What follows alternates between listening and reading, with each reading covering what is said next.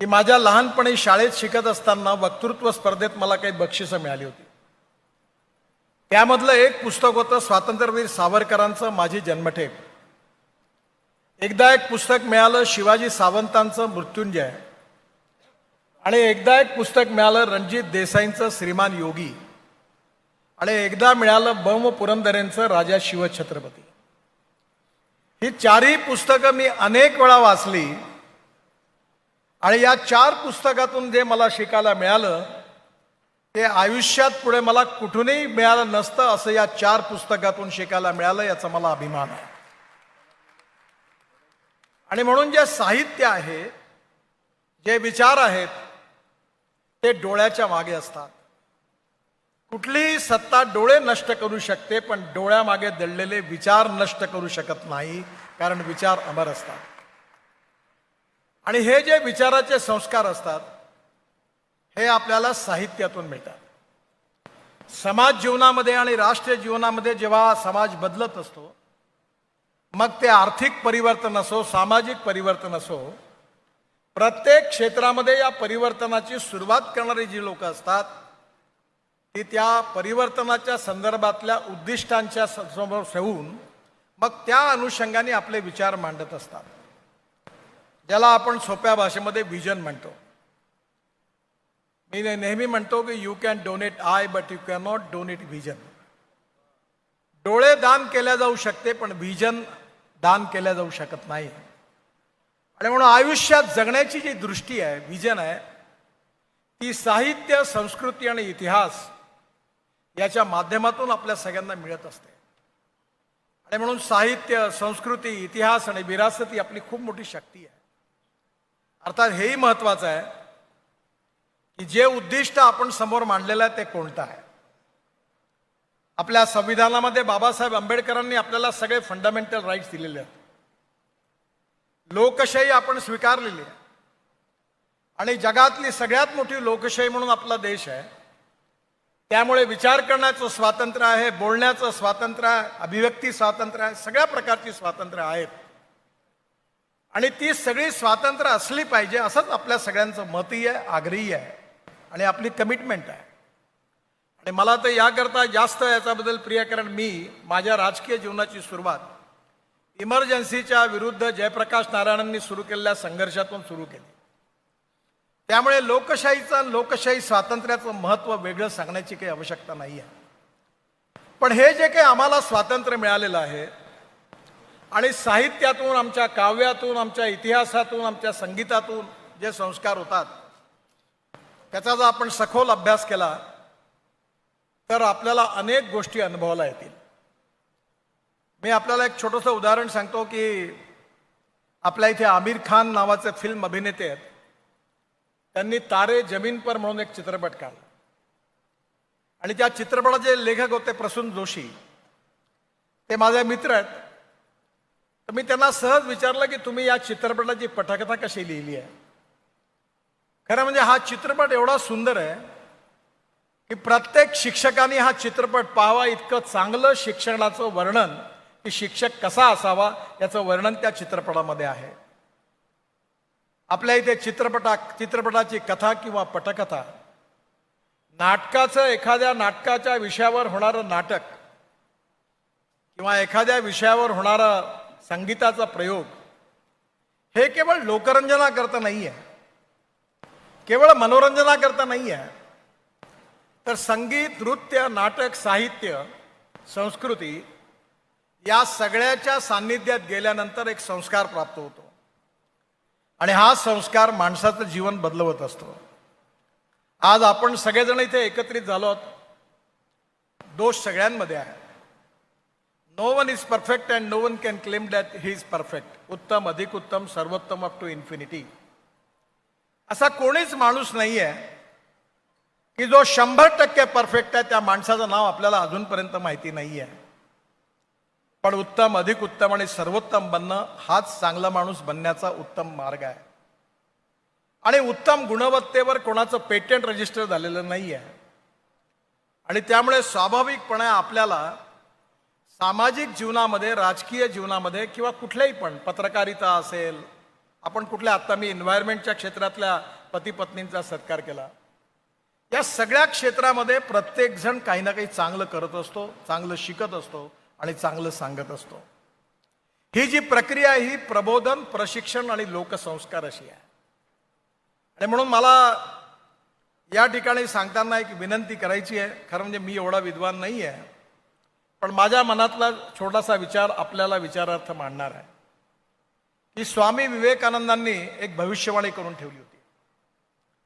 स्वामी विवेकानंदांनी सांगितलं होतं की 18वी सदी जी होती ती मुघल सल्तनतची सदी होती. सगळीकडे मुघल सल्तनतचा बोलबाला होता आणि मुघलांचं राज्य होतं. ज्यावेळी 19वी सदी सुरू झाली त्यावेळी सगळीकडे इंग्रजांचा युनियन जॅक फडकत होता आणि इंग्रजांचा हा सूर्य, त्यांचं राज्य कधी मावळणार नाही असं लोक म्हणत होते. ही त्यांची सदी होती. 20वी सदी जेव्हा आली ती एक अमेरिका एक सुपर इकॉनॉमिक पॉवर आणि सगळ्यात दृष्टीने पुढे असणारा देश म्हणून आपल्या समोर आला.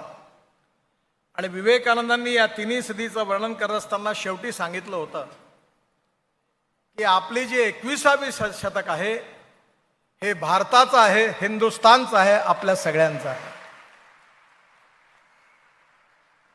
आणि हे जर 21वं शतक जे आहे यात आपल्या देशाला विश्व समुदायामध्ये सर्वांगीण दृष्टीने प्रगती पथावर नेऊन आदर्श म्हणून नंबर 1 वर पोचवायचं असेल तर समाजाच्या सर्वांगीण क्षेत्रामध्ये हे जे उद्दिष्ट आहे याच्यामध्ये एकमत असलं पाहिजे.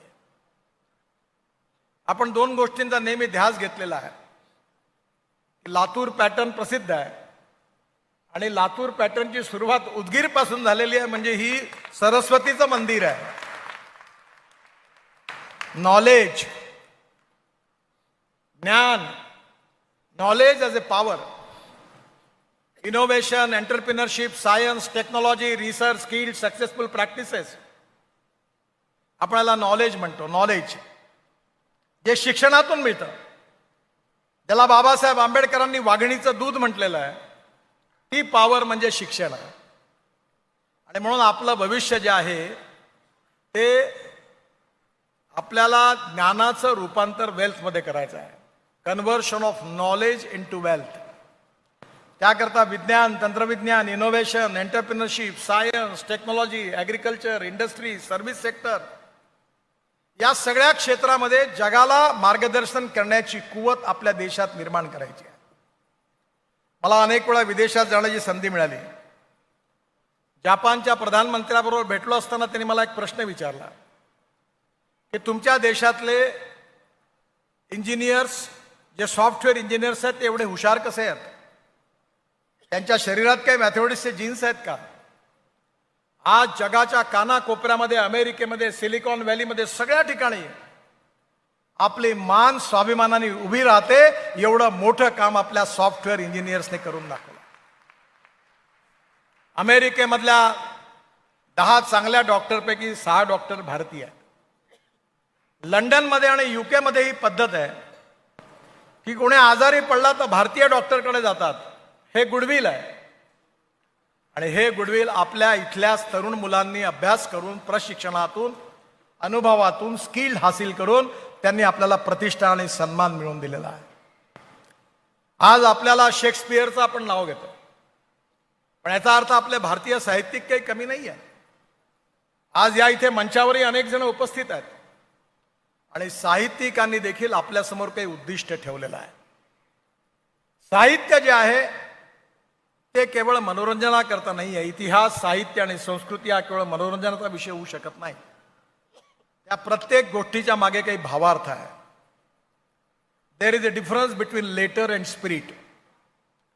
लेटर जरी काही असलं तरी त्याच्या मागचं स्पिरिट खूप महत्वाचं आहे आणि ते स्पिरिट आपण सगळेजण समजून घेतो आणि त्यातून आपल्या जीवनाला दिशा देण्याचा प्रयत्न करत असतो. आपण 3 गोष्टींचा प्रामुख्याने विचार करतो की इथिक्स, इकॉनॉमी, इकॉलॉजी आणि एन्व्हायरमेंट. इथिक्समध्ये सगळं आलं. एज्युकेशन पण आलं, साहित्य पण आलं, इतिहास पण आला, संस्कृती पण आली, नाट्य, साहित्य सगळं काही आलं. आणि इकॉनॉमी म्हणजे विवेकानंदांनी सांगितलं आहे की no philosophy can be taught to empty stomach. शेवटी सगळ्या गोष्टी करण्याकरता साधनं पाहिजे. साधनांशिवाय सगळ्या गोष्टी अपूर्ण आहेत. आणि आपल्याला सुखी समृद्ध संपन्न समाज बनायचं असेल तर आपल्याला निश्चितपणे विकासाच्या दृष्टीने पुढे गेलं पाहिजे. गाव, गरीब, मजदूर, शेतकऱ्याचं कल्याण झालं पाहिजे. पर कॅपिटा इन्कम वाढलं पाहिजे. ॲग्रिकल्चर ग्रोथ रेट वाढला पाहिजे. जलसंवर्धन वाढवलं पाहिजे. साहित्यिकांनी जलसंवर्धनावर एवढी पुस्तकं लिहिली आहे की त्यातल्या अनेक याच्यात मला एकाने वाचायला मिळालं की धावणाऱ्या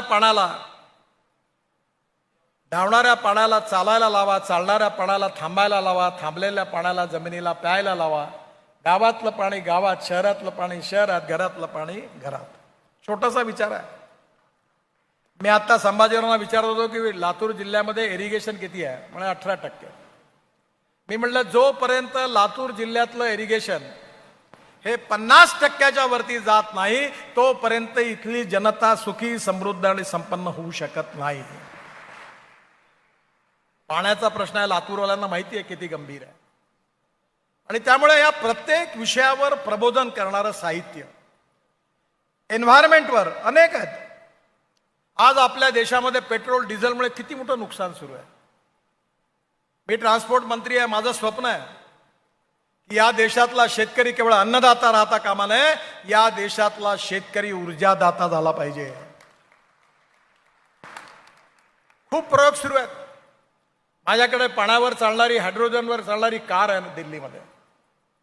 एवढी सुंदर कार आहे की मर्सिडीजपेक्षाही पण कम्फर्ट आहे.